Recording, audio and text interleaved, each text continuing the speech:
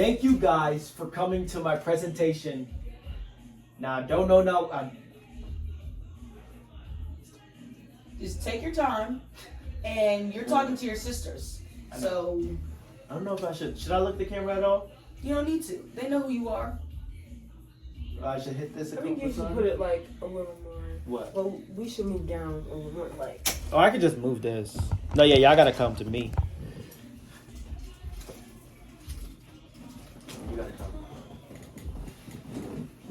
All right. Ready? Thank you guys for coming to our. Alright, I don't know how much storage I got on this phone exactly. We're good. Thank you guys for coming to my presentation. You're welcome. I just It'll got the take word up out. time. And y'all gonna throw that at me? I said be quiet until I came down to talk. I wasn't ready for that. You know I wasn't ready for that. I was trying to make you more comfortable. No. No.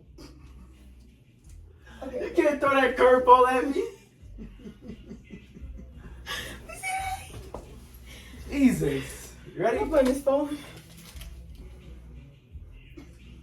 Thank you guys for coming to this presentation. Now, I know y'all don't know what it's about, but I'm about to tell you. So, I will be telling you my stance on euthanasia. And if you don't know what that is, it's mercy killing. All right? So, for example, if somebody was in pain and they wanted to die, they wanted to end their suffering, euthanasia is the act of killing them. There's two types, passive and active, where you just let the person die.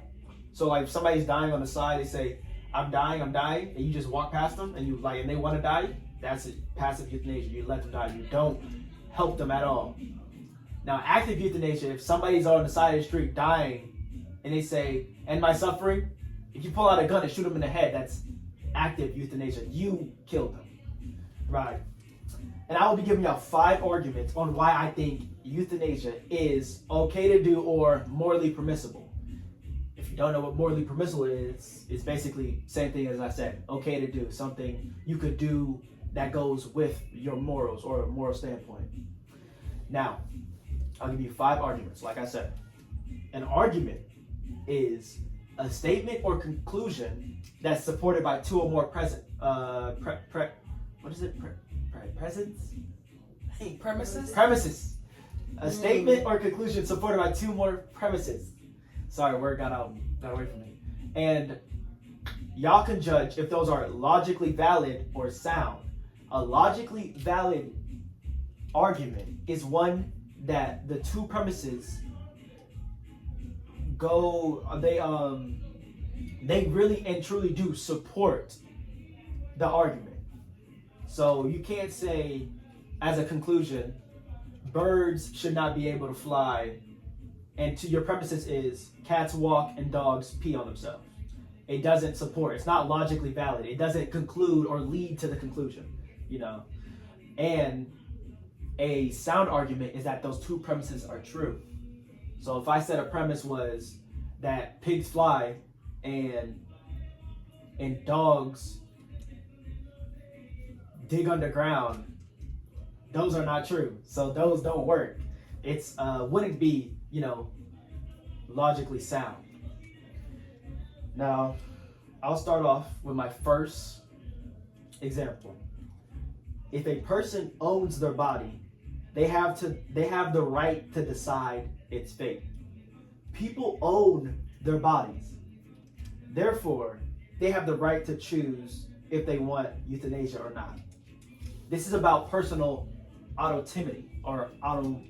Basically, you're not allowed to choose somebody as a means to your end. They're only allowed to choose it as a means to their end.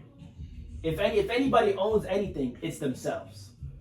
Second argument would be like about suffering relief. If an action prevents suffering, it's okay to do.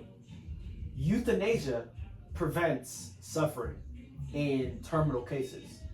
So therefore, it's morally permissible to perform euthanasia or to not perform euthanasia or let it happen. Now to my third argument. The first premise is anything that you could do legally is okay to do. Euthanasia is legal, therefore, it's a right for you to do it. Because if you can't uphold the laws that you're living in, then how is something that you can do legally wrong? A little stretchy. Another argument. If a life lacks dignity and purpose, ending it may be justified. Terminally ill patients' lives or a terminal illness can remove dignity and purpose. Therefore, using euthanasia to take them away from that suffering would be okay to do.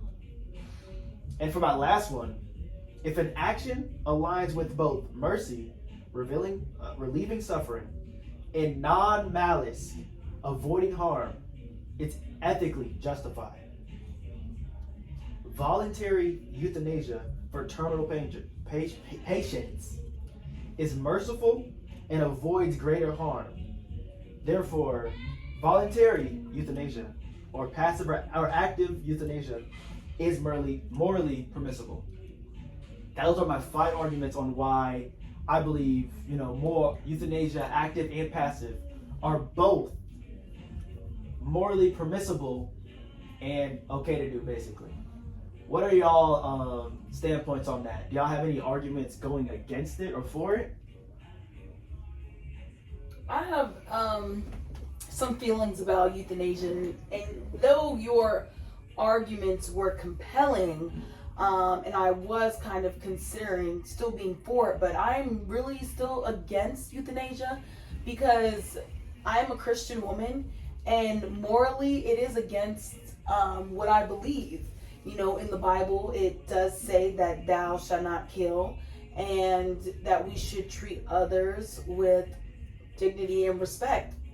And yes, if someone is wanting to die, if they want to do it, the Bible does say that we have free will, so they can do it. But I'm not going to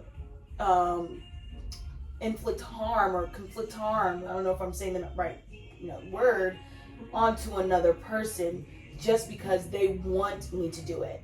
And so that's why I believe that euthanasia is still not morally right for me. So I'm against euthanasia. So would you be more against active or passive? So you wouldn't partake in it, but if somebody was dying and you had the ability to try to save them, but you're not 100%, do you feel like you're still morally obligated to try to save them, no matter what their feelings are? No matter if they just want to stay there and die. And you know what? When you had made that statement in the beginning defining passive and actively euthanasia, I considered passively. But as I was thinking about it, I was like, okay, but let's be for real. If I was walking through, and I seen someone dying, my initial thought is, okay, I need to get this person help. I need to do what I can. But if they're telling me they want to die, I don't know. I've never been in that situation. I don't know what I would do. But right now, in this moment, I would say that I still want to help them. But if that person wants to say like, hey, just leave me alone, let me die here, then they are making that choice. So then I would be doing passive euthanasia, because at that point, that's what they want to do. Like if somebody wanted to kill themselves, they can kill themselves, but I'm not doing the killing, So technically it would still be passive euthanasia, though I am not wanting them to die, but they are making that choice for themselves. All right. Well, So you're still against euthanasia. That was a good argument. It was logically sound and logically valid. What do you have to say? Are you against or for euthanasia? I'm in the middle because it seems like if legalizing euthanasia leads to abuse, it kind of leads to abuse, it's unethical. Legalizing euthanasia carries the risk of people in higher positions, especially people who have garden seed or ownership over people's finances and other things. They can use that. Mexican? No, it's not that. I think it's guardianship. Power of attorney. That's What what it is. it's called. People who get power of attorney over certain people's finances, their real estate, anything over their life, they can use euthanasia as a way as to gain leverage or gain whatever they need. And it's like really, they can work with doctors and to do that. And it just That's actually a good standpoint. You're saying that people can use euthanasia for their own personal gain, and that goes against. That's a very good argument because it goes against a lot of arguments that are used, saying that you can't go against use somebody as a means to the end. So you're killing them just for you're ending that person's life. You could say that you're saying you're ending their suffering, but you're ending their life so that you gain money or whatever. Mm-hmm. That's a very good argument. I want to thank y'all for sitting here with my presentation, and I'm glad that we got to talk and understand what an argument is and what euthanasia is and if it's morally permissible or not.